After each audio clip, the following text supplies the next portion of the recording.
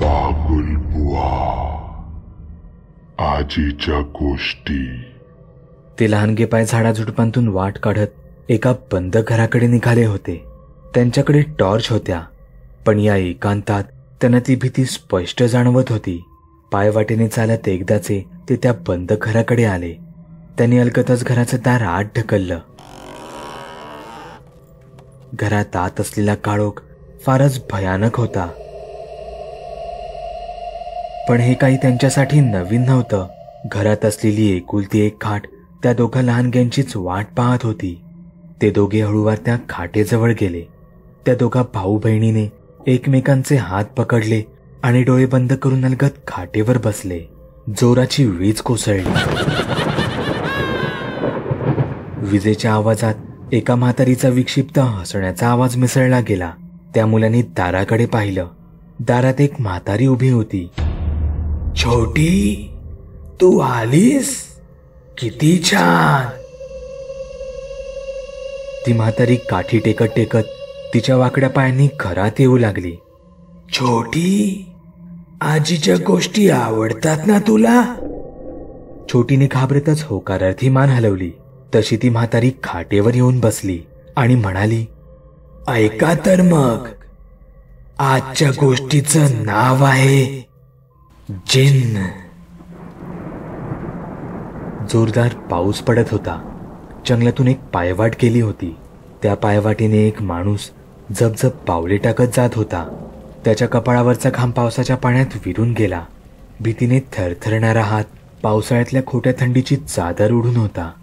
त्याची नजर एका जागी स्थिर नव्हती. ती सतत इथे तिथे फिरत होती. मान जराही न हलवता त्याचे डोळे मात्र त्याच्या पाठील शैतानाला जणू वाकून पाहत होते. तोच त्याच्या पाठून एक आवाज आला, मागे वळ, बघ तुझ्या मागे कोण उभा आहे. त्या माणसाच्या अंगातून एक शहारी गेली, पण त्याने त्याच्या मागे वळून पाहिलं नाही. तो तसाच पुढे झपझप चालत राहिला. रस्त्यावरच्या चिखलातून चपचप आवाज करत तो तसाच चालत राहिला. त्याला त्या सैतानापासून कायमची सुटका हवी होती आणि हा कदाचित त्याचा शेवटचा पर्याय होता. इतका वेळ थरथरणाऱ्या त्याच्या हातातून काहीतरी बाहेर डोकावत होतं. तो एक कोहळा होता, जो एका लाल फडक्यात गुंडाळला होता. समोरच एक वळण दिसत होतं. हीच ती जागा होती, त्याचा शेवटचा थांबा. त्याने ती वस्तू त्या वळणावर रस्त्या कडेलाच ठेवली आणि तो तिच्याकडे पाठ करून सरळ चालत राहिला. त्याला पाठून अनेक हाका, अनेक आक्रोश ऐकू येत होते.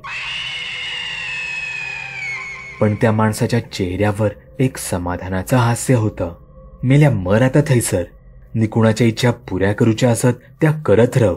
तोंडातल्या तोंडात त्या सैतानाला शिव्या घालत तो माणूस घराच्या दिशेने निघाला आणि जोरदार कोसळणारा पाऊस अचानकच बंद झाला. आजी, आजी, काय होतं त्या फळात आणि त्याला तिथे असं रस्त्यातच का टाकलं?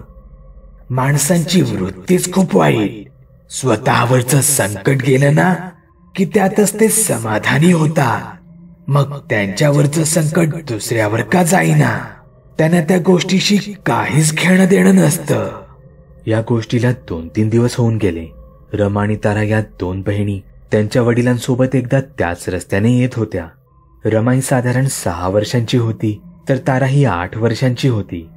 त्यांना एक 4-5 महिन्यांचा एक छोटा भाऊही होता, पण आता तो घरी होता. रमा आणि तारा वडिलांसोबत शनिवारच्या बाजारातून परतत होते. ते पायवाटेने चालत असतानाच त्यांच्या वडिलांना रस्त्याकडेला ती वस्तू ठेवलेली दिसली. ते पाहून ते घाबरले आणि लगेचच त्यांनी आपल्या मुलींच्या खांद्यावर हात ठेवला आणि म्हणाले, पोरींनो, मी काय सांगते ता नीट ऐका. उलट प्रश्न करू नका. रस्त्याकडे अजिबात बघायचा नाही. माझ्यासोबत सरळ चालत रवा. असं म्हणत त्यांनी दोन्ही मुलींच्या उजव्या कानाजवळून डोळ्यापर्यंत त्यांच्या हातांची बोटं आणली. ते त्या जागेवरून वेगात चालत गेले. काही पावलं दूर गेल्यावर त्यांनी मुलींच्या डोक्यावरचे हात बाजूला केले. रमा बाबांना एकावर एक प्रश्न विचारत होती. तिचे बाबाही तिला समजावू पाहत होते. तेवढ्यात ताराच्या कानावर तिच्या नावाची तिला एक हाक ऐकू आली. तारा, पाठी बघ आणि मला तुझ्यासोबत घेऊन चल. हे विचित्र शब्द कानावर पडताच ताराने मागे वळून पाहिले. मागे तर कोणीच नव्हतं.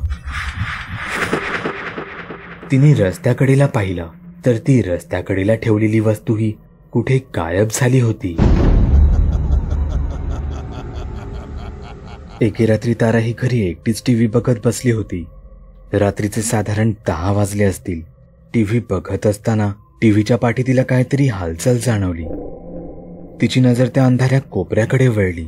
काही कळायच्या तिथे एक धुरासारखी काळी आकृती हळूहळू आकार घेत होती.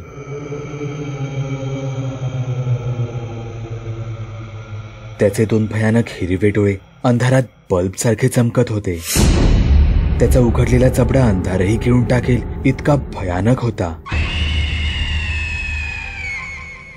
त्याच्या जबड्यात जणू एक प्रकारचा ब्लॅक होल तयार होऊन तो तिला त्यात खेचत असल्याची जाणीव होत होती. समोरील दृश्य पाहून ताराने पाठी आई बाबांना हाका मारल्या. तेवढ्यात ती आकृती कुठे गायब झाली होती. पण ताराला हा अनुभव आता अधूनमधून नेहमीच येऊ लागला. अशीच एके रात्री ती पाणी प्यायला म्हणून खोली बाहेर गेली. अंधारातून चालत असतानाच तिच्या समोरच अचानक तीच आकृती उभी राहिली. तेवढ्यातच घराची लाईट कोणीतरी चालू केली आणि ती आकृती कुठे गायब झाली. ताराने पाठी वळून पाहिलं तर लाईटीच्या बोर्डजवळ रमा उभी होती. तू पाहिलंस त्याला? तो मला नेहमी टीव्हीच्या पाठी कोपऱ्यात आणि रात्रीच्या अंधारात कुठेही उभा दिसतो. हे सगळं रमा बोलत होती. याचा अर्थ ती आकृती रमालाही दिसत होती. यावर काय आणि कसं बोलावं ताराला कळतच नव्हतं. ती तशीच झोपायला निघून गेली. त्या घरात त्यांच्यासोबत एक अशी शैतानी शक्ती वास करत होती जी फक्त तारा आणि रमा या 2 लहानग्यांनाच दिसत होती. ती शक्ती वाईट होती की चांगली हे आता काळच ठरवणार होतं. दुसऱ्या दिवशीची सकाळ एक वाईट बातमी घेऊन आली. त्यांच्या मांजरीला कोणीतरी अतिशय वाईट पद्धतीने मारून टाकलं होतं. ती रक्तबंबाळ अवस्थेत अंगणात पडून होती. तिच्यासोबत नेमकं काय घडलं असेल हे कोणीच सांगू शकलं नाही. या गोष्टीला काही दिवस होऊन गेले. एके दिवशी रमा रडत रडत शाळेतून घरी आली. कोणत्या तरी कारणावरून तिला गुरुजींनी शाळेत शिक्षा केली होती. घरात खूप लाडात वाढलेली रमा यामुळे खूपच दुखावली गेली. रात्री हाच विचार करत ती रडत होती. त्या खोलीत ती एकटीच बसली होती. रडता रडता तिची नजर त्याच खोलीच्या अंधाऱ्या कोपऱ्याकडे वळली. तिथे आधीच एक आकृती उभी होती. ती हळूहळू अंधारातून बाहेर येऊ लागली. रमाने पाहिलं तर ती तर गुरुजींसारखीच दिसत होती. रमा तर काही क्षणापुरती हादरूनच गेली. ती नेमकी शाळेत आहे की घरी हेच तिला समजत नव्हतं. समोर उभे असलेले गुरुजी रमाकडे मात्र रागात पाहत होते. तीही त्यांच्याकडे संमोहनात गेल्याप्रमाणे एकटक पाहत राहिली. तेवढ्यात अचानकच गुरुजी रागात रमावर धावून गेले. हे दृश्य इतकं भयानक होतं की रमा तिच्या पाठीवर कोसळली. ती खाटेवर तशीच पडून राहिली. ती आकृती कुठे गायब झाली होती. पण रमा एकटक शून्याकडे पाहत आपले भान हरपून तशीच झोपून राहिली. सकाळ झाली तशी तिच्या कानावर एक बातमी आली. शाळेतील गुरुजींचा काल रात्री अपघात झाला आणि त्यांचा त्यातच मृत्यू झाला. ही बातमी मन सुन्न करणारी होती. पण रमाला पडलेलं काल रात्रीचं स्वप्न या गोष्टीचा मुद्दामून विचार करायला लावत होती. रमाने तिच्या बहिणीला म्हणजेच ताराला याबद्दल सांगितलं. तारा या गोष्टींचा वेगळ्या पद्धतीने विचार करू लागली. गुरुजी रमाला ओरडले. यामुळे रमाच्या मनात गुरुजींविषयीचा राग होता. हे सगळं तसंच घडलं होतं. त्या दिवशी खेळता खेळता ताराला मांजरीने नख मारली होती. याचा राग म्हणून ताराने तिला बाजूला फेकून ती रागातच तिला बडबडली होती. या घटनेच्या दुसऱ्याच दिवशी तिला ती मृत अवस्थेत अंगणात सापडली होती. गुरुजींची अवस्थाही तशीच झाली होती. त्यांचा अपघात जरी झाला असला तरी त्यांच्या हातापायाची अवस्था कोणीतरी कपडे पिळावे तशी पिळवटलेली होती. याचा अर्थ त्या दोघींच्या मनात ज्या कोणाविषयीचा राग निर्माण होतो त्या व्यक्तीचा किंवा प्राण्याचा त्या क्षणी मृत्यू होतो. हे फारच भयानक होतं आणि हे सगळं त्यांच्यासोबत असलेली ती सैतानी शक्ती घडवून आणत होती. ताराचे विचार आता बदलून गेले होते. तिच्या मनात सूड आणि बदलेची भावना अचानकच जन्म घेऊ लागली. तिला तिच्या शाळेतील तिक्याचा विचार आला. त्याचं वागणं फारच वाईट होतं. शाळेत मुद्दामून मुलींना त्रास देणं, मारामारी करणं हे त्याचं नेहमीच होतं. त्या रात्री तिने ठरवलं की आज दिग्याचा बंदोबस्तच करायचा. तिने एका कागदावर दिग्याचं नाव लिहिलं. रात्र झाली. तिने तो कागद त्याच टीव्हीच्या बाजूच्या कोपऱ्यात सरकावला आणि ती तिथेच उभी राहिली.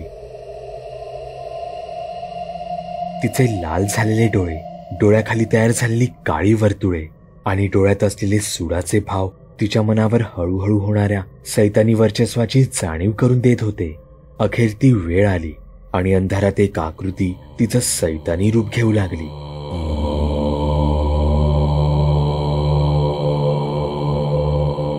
तिचं अस्तित्व दिसू लागताच तारा तिथून धावत स्वतःच्या रूममध्ये जाऊन लपली. ती पांघरुणाखाली स्वतःला लपवून होती. तिला आतल्या आत आसुरी आनंद हवा होता, पण सोबतच तिला त्या सैतानाची भीतीही वाटत होती. ती रात्रभर तशीच जागीच राहिली. सकाळ झाली. तिचे डोळे सगळीकडे एकाच व्यक्तीला शोधत होते आणि तिला दिग्या कुठेच दिसला नाही. 2 दिवसांनी तिला कळलं की त्याचा एका दगडी कठड्यावर पडून मृत्यू झाला होता. तो सैतान या दोघींच्या मनात लहेरून त्यांना सगळं काही देत होता, पण त्या बदल्यात तो त्यांची शारीरिक शक्ती घेऊन त्यांच्या मनात प्रचंड नकारात्मकता भरत होता. त्या मुली घरात आता विचित्र वागू लागल्या आणि त्यांचं वागणं साहजिकच घरच्यांनाही जाणवलं होतं. सोबतच त्यांचे निरागस डोळे आता संतापाने भरले होते. घरातील वातावरणात विचित्र बदल जाणवत होते, जसं की त्यांचं घर कोणाच्या तरी इशाऱ्यावर चालत असावं. मुलींच्या वडिलांनी लगेचच मांत्रिकाला घरी बोलावलं. त्याने जे सांगितलं ते फार भयानक होतं. त्या मुलींना जिन्न या भयानक शक्तीने वश केलं होतं. तो त्या मुलींच्या छोट्या निरागस इच्छांना भयानक वेगळं रूप देऊन त्यांच्याकडून हे दुष्कृत्य घडवत होता. तो जितका वेळ त्या मुलींच्या संपर्कात राहणार होता, तितकाच तो त्या मुलींना मृत्यूच्या अजून जवळ घेऊन जात होता. जराही वेळ वाया न घालवता मांत्रिकाच्या सांगण्यावरून त्या घरात एक मोठा हवन करण्यात आला आणि त्या दोघींच्या मनावर ताबा मिळवणारा जिन त्याने मोकळा केला होता. आजी, आता तर तो जिन त्या मुलींपासून दूर गेला होता. मग ते कुटुंबही या संकटातून सुखरूप सुटलं असेल ना? नाही, गोष्ट अजून संपलेली नाही. मांत्रिकाने त्याचं काम केलं होतं, पण जिन्नने घर, त्या मुलींचा ताबा अजूनही सोडलेलाच नव्हता. घरात त्या मुलींच्या लहान भावाचे लाड होत होते. त्यांचे नातेवाईक, गावची माणसे त्या मुलाला बघायला येत असत. ही गोष्ट आता कुठेतरी त्या मुलींच्या दूषित मनाला टोचू लागली होती. टीव्हीच्या बाजूला असलेल्या अंधाऱ्या कोपऱ्यातून हळूहळू एक आकृती आकार घेऊ लागली. त्या सैतानाला त्याच्या शिकाराची चाहूल लागली होती.